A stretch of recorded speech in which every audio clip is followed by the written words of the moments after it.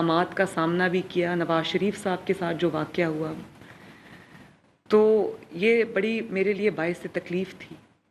کوئی چور کہہ دے، ڈاکو کہہ دے، اس چیز کی اتنی تکلیف نہیں ہوتی جتنی تکلیف اس چیز کی ہوتی ہے۔ اور میری والدہ کا الیکشن تھا، جب میرے والد کو انہوں نے ڈسکوالیفائی کیا، تو میں اکیلی اپنی والدہ، کہ ان کو کینسر ہو گیا تھا تو ان کو علاج کے لیے جانا پڑا، تو میں ان کی یہاں پر الیکشن کی مہم چلا رہی تھی۔ میں یہ سمجھتی ہوں کہ اس کمیٹی کی آپ نے خود ہی یہ بات کر دی کہ نواز شریف صاحب نے یہ کمیٹی بنائی تھی۔ بہت آپ کی گراں قدر خدمات ہیں، میں اس کا اعتراف بھی کرتی ہوں اور اس کے لیے میں آپ سب کی شکر گزار بھی ہوں۔ لیکن جتنی ضرورت اس کمیٹی کے فعال کردار کی آج ہے، شاید آج سے پہلے کبھی نہیں تھی۔ اور جن خدشات کا اظہار آپ سب نے اپنی گفتگو میں کیا، میرے بھی وہی خدشات ہیں، اور ہم سب یہ چاہتے ہیں، چاہے ہمارا جو تعلق ہے وہ کسی بھی مسلک سے ہو، کسی بھی فرقہ سے ہو، ہم سب کی یہی کوشش ہے، میں سب کی نیت جو ہے وہ اچھی ہے، میں سب کی یہی کوشش ہوتی ہے کہ جو ہمارے دین کا ایک خوبصورت چہرہ ہے وہ ہم لوگوں کے سامنے پیش کریں، اس دنیا کے سامنے پیش کریں۔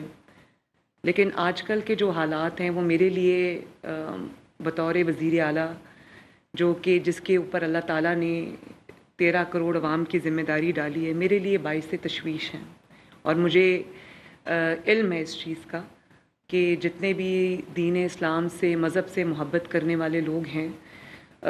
پاکستان سے محبت کرنے والے لوگ ہیں، اس مٹی سے، اس ملک سے محبت کرنے والے لوگ ہیں، انسانیت سے محبت کرنے والے لوگ ہیں، سب کے وہی خدشات ہیں جن کا اظہار آپ نے اپنی گفتگو میں کیا بھی ہے۔ اور ابھی آپ نے مولانا صاحب جو بات کی، طاہر اشرفی صاحب آپ نے جو بات کی کہ اس کمیٹی کو زیادہ ملنا چاہیے، سال میں ایک بار نہیں، یہ سچ ہے کہ اس کو 3 مہینے میں ایک بار ملنا چاہیے، کیونکہ کئی بار میرے سامنے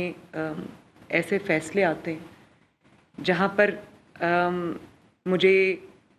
مشورہ درکار ہوتا ہے، جہاں پہ مجھے سپورٹ درکار ہوتی ہے۔ ابھی آپ نے خود سرگودا کا ذکر کیا، میں نے اس دن آئی جی صاحب یہاں پر تشریف رکھتے ہیں، میں نے ان کو فون کر کے شاباش بھی دی، اور کل بھی، اور اب یقیناً اس طرح کے واقعات جو ہیں، جو ہماری مقدس کتابیں ہیں، قرآن پاک کو کی بے حرمتی کے واقعات آج کل روز ہو رہے ہیں،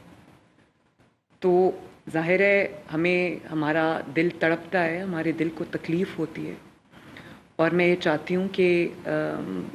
ان واقعات کی روک تھام کے لیے ہم سب مل کے بیٹھیں اور ہم دیکھیں کہ کیا وجہ ہے کہ یہ واقعات جو ہیں وہ بڑھے ہیں۔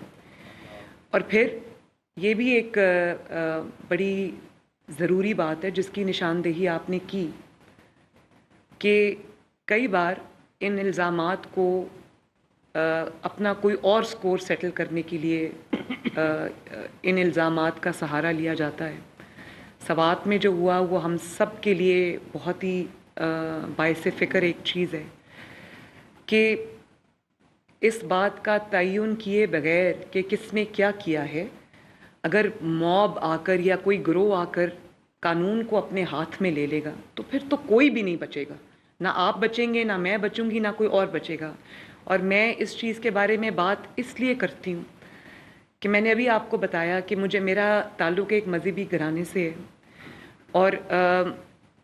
یہ چیز میرے خون میں شامل ہے، دین سے محبت، اسلام سے محبت میرے خون میں شامل ہے، دین کی جو احکامات ہیں ان کی پابندی کرنا میرے خون میں شامل ہے، میری تربیت میں شامل ہے، نبی پاک صلی اللہ علیہ وسلم سے محبت جو ہے وہ میرے خون میں شامل ہے۔